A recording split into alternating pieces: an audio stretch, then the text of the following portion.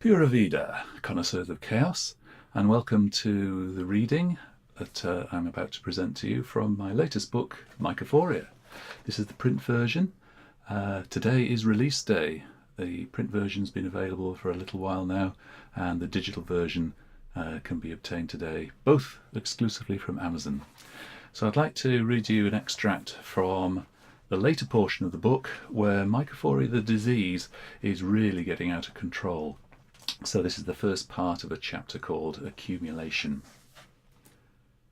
As Jim Alberton's car had driven along Valley's Main Street that morning to his rendezvous with IMT, Gail Weatherby spread almond oil over her palms and stared at the freckled back of Ben Warwick, one of her regular customers. He always took a morning appointment, she guessed, because she was quiet at those times, and it gave him an inroad to further his unwanted advances with impunity. She told herself he was allowed one more chance.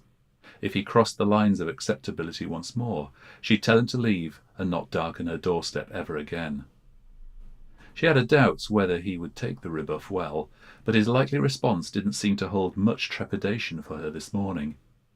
Maybe it was down to the fact she was still under the influence from 2 bottles of red wine and too many Bacardi Cokes.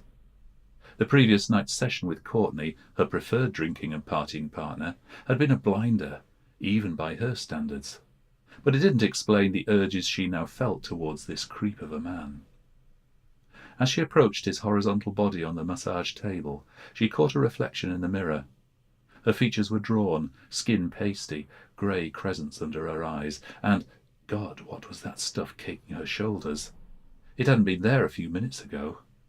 Then it didn't seem to matter any more, because a voice spoke up in her head, insidious and persuasive, impossible to deny.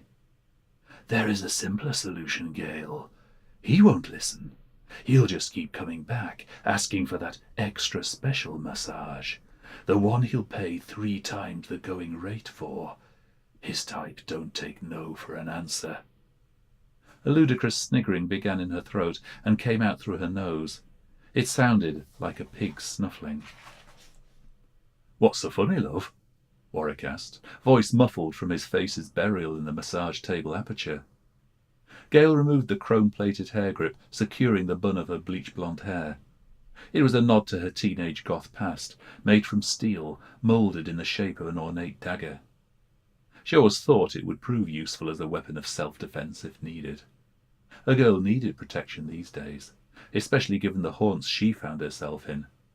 But she'd never predicted the grip could be used as a weapon of offence.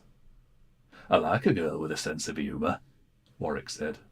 "Makes me think what she'd be willing to do for a laugh." He turned over, just in time to see his formerly mild-mannered masseuse lunge towards him, cheeks and shoulders smothered in a coating of orange gunk. He experienced a searing agony as something sharp punched a hole in the windpipe over and over again, but all he could utter was a gurgling sound as blood filled his mouth and blackness overcame him.